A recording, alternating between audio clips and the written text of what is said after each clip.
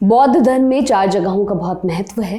बोधगया, जहां बोधि वृक्ष के नीचे बुद्ध को निर्वाण प्राप्त हुआ। सारनाथ, जहां बुद्ध ने पहला उपदेश दिया। कुशीनगर, जहां बुद्ध ने प्राण त्यागे और महापरिनिर्वाण प्राप्त किया। इनके अलावा एक चौथी जगह भी है जहां से ये यात्रा शुरू हुई थी, लुम्बिनी, जहां बुद्ध पैदा हुए। लुम्बिनी नेपाल में है। ये बात अब आम नॉलेज का हिस्सा है, लेकिन ये बात पता कैसे लगी, इसके पीछे एक बेहद दिलचस्प कहानी है। लुम्बिनी का इतिहास लगभग 500 साल तक गुप्त था।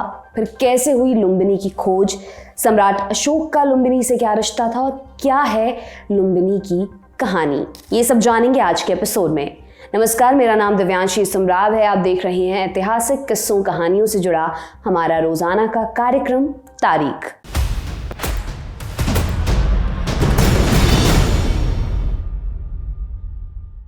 कहानी शुरू होती है एक स्कैम, एक ठगी से। एलॉयस एंटन फ्यूरर नाम के एक जर्मन पुरातत्व विशेषज्ञ हुए, जिन्हें नेपाल में अशोक स्तंभ की खोज का श्रेय दिया जाता है। 19वीं सदी के आखिरी सालों की बात है। फ्यूरर जनाब फायन जैसे चीनी यात्रियों के दस्तावेज खंगाल रहे हैं।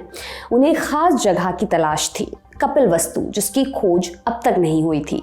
इस कवायद में फ्यूरर नेपाल के कुछ इलाकों में खुदाई कर रहे थे कि एक रोज उन्हें रंगे हाथों पकड़ लिया गया। पता चला है जनाब इतिहास खोज नहीं रहे थे, खुद ही बना रहे थे। विंसन आर्थर स्मिथ नाम के इंडियन सिविल सर्विस ऑफिसर ने फ्यूरर को पकड़ा जब वो पत्थर पर नकली शिलालेख बना रहे थे। मतलब सम्राट अशोक का बयान खुद ही लिख दे रहे थे। सिर्फ इतना ही नहीं, फ्यूरर ने बुद्ध की नकली निशानियां बनाकर बेचने का धंधा बना रखा था। बर्मा के एक व्यक्ति को उन्होंने बुद्ध का दांत बताकर हाथी दांत का टुकड़ा बेच दिया था। फ्यूरर की चोरी पकड़ी जाने के बाद 1898 में उन्हें बेआबरू कर वापस यूरोप भेज दिया गया। अगर आप सोच रहे हैं कि हम लुम्बिनी के बजाय एक अनजान जर्मन की कहानी से शुरुआत क्यों कर रहे हैं, तो दरअसल बात यह है कि यही वो व्यक्ति थे जिन्होंने लुम्बिनी की खोज में अहम भूमिका निभाई थी। हालांकि उन्हें पकड़ने वाले अफसर विंसेंट आर्थर स्मिथ के अनुसार बाकी मामलों की तरह लुम्बिनी के मामले में कोई हेराफेरी नहीं हुई। तो लुम्बिनी की खोज कैसे हुई, उससे पहले लुम्बिनी के बारे में कुछ और चीजें बताते हैं जिनसे आपको इस जगह के ऐतिहासिक महत्व का अंदाजा लगेगा। एक बयान सुनिए। कपिलवस्तु से पूर्व दिशा की ओर एक राज उद्यान है जिसका नाम है लुम्बिनी। यहाँ रानी ने तालाब में स्नान पूरा किया। इसके बाद वो तालाब की उत्तर दिशा से बाहर आई। रानी 20 कदम चली थी कि उन्हें एक पेड़ का सहारा लेना पड़ा। इसी जगह पर उन्होंने राजकुमार को जन्म दिया। उस वक्त उनका मुंह पूर्व दिशा की ओर था। अभी जो आपने सुना वो चीनी यात्री फायान का बयान है। फायान ने 399 ईस्वी से 414 ईस्वी के बीच लुम्बिनी की यात्रा की। उन्होंने लिखा कि लुम्बिनी ही वो जगह थी जहां सिद्धार्थ गौतम यानी भगवान बुद्ध का जन्म हुआ।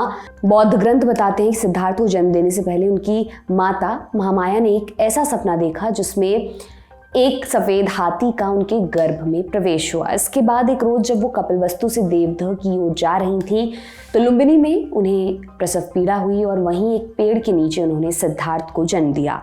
बौद्ध ग्रंथों के अनुसार लुम्बिनी एक उद्यान का नाम था जो शाक्य वंश की राजधानी कपिलवस्तु और देवदह के बीच बसा हुआ था। देवदह यानी सिद्धार्थ गौतम का ननिहाल। लुम्बिनी डेवलपमेंट ट्रस्ट की आधिकारिक वेबसाइट के अनुसार देवदह कोलिया साम्राज्य की प्राचीन राजधानी हुआ करता था और यहीं सिद्धार्थ की माता महामाया और उनकी होने वाली पत्नी यशोधरा का जन्म हुआ था। वेबसाइट के अनुसार सिद्धार्थ ने अपने बचपन के कुछ साल देवदह में बिताए थे। परंपरा कहती है कि पैदा होने के बाद सिद्धार्थ ने 7 कदम उठाए और उनके हर कदम पर कमल के फूल खिल उठे। आगे की कहानी से हम सभी परिचित हैं। सिद्धार्थ को लेकर एक ब्राह्मण ने भविष्यवाणी की कि वो या तो चक्रवर्ती सम्राट बनेंगे, संसार का त्याग कर देंगे। ऐसा हुआ भी। एक बूढ़ा रोगी और शव देखकर सिद्धार्थ के मन में वैराग्य जागा और वो राजमहल को छोड़कर मोक्ष की खोज में निकल गए। इसके बाद उन्होंने निर्वाण प्राप्त किया और महात्मा बुद्ध कहलाए। बहरहाल लुम्बिनी पर वापस लौटते हैं। लुम्बिनी का एक जिक्र सम्राट अशोक की कहानी में भी आता है। बौद्ध कथाओं के ग्रंथ दिव्यावदान के अनुसार कलिंग की लड़ाई के बाद सम्राट अशोक ने बौद्ध धर्म अपना लिया। इसके 12 साल बाद उन्होंने लुम्बिनी की यात्रा की। उनके साथ उनके गुरु उपगुप्त भी थे। उपगुप्त ने लुम्बिनी पहुंचकर उस पेड़ की तरफ इशारा किया जिसकी शाख पकड़कर महामाया ने बुद्ध को जन्म दिया।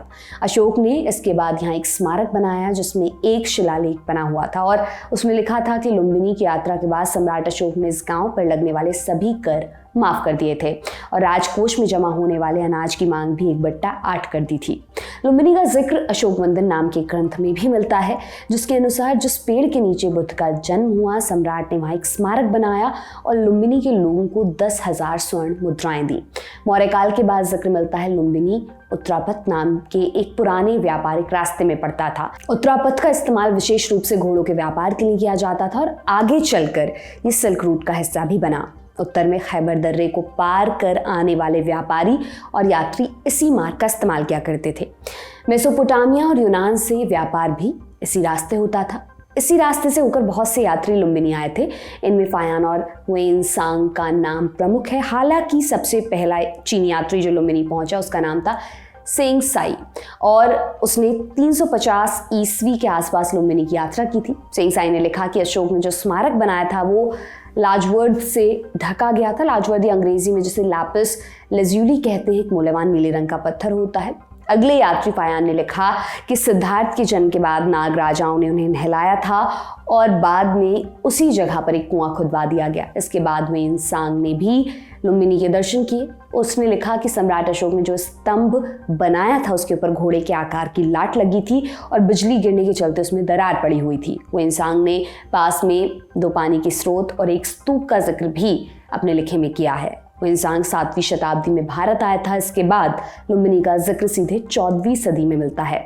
पश्चिमी नेपाल में मल्ला नाम का एक राजवंश हुआ करता था। इनके राजा रिपु मल्ला ने लुम्बिनी की यात्रा की थी, जिसका जिक्र लुम्बिनी की खुदाई में मिले एक शिलालेख में मिलता है। इसके आगे ये जगह समय के प्रभाव में लगभग खोसी गई। 5 सदियों तक ये जगह सिर्फ एक जंगल हुआ करती थी और किसी को नहीं पता था कि बुद्ध का जन्म स्थान लुम्बिनी है कहाँ। फिर इसकी खोज हुई कैसे? साल 1890 की बात है।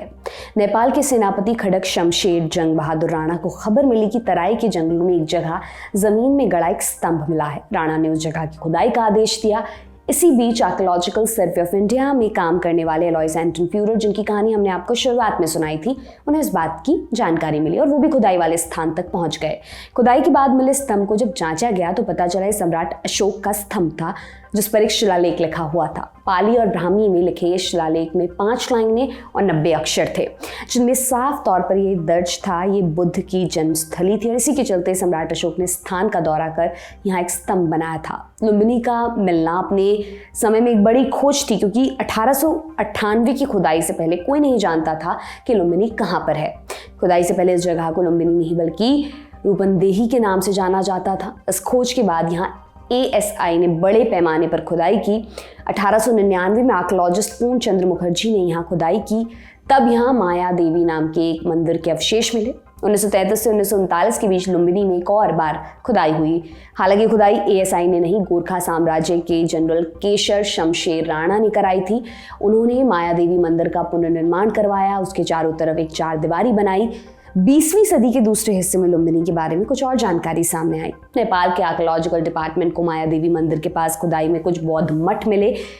इसके अलावा इंसानी बसावट की 10 तहें इस इलाके में मिली। कुछ अवशेष और मूर्तियां मिली जो गुप्त और कुषाण वंश की थी। साल 2013 में आखिरी बार लुम्बिनी की खुदाई हुई थी, जिसमें माया देवी मंदिर के नीचे एक और पुराने निर्माण के अवशेष मिले जो बुद्ध के वक्त से भी 700 साल पुराना था।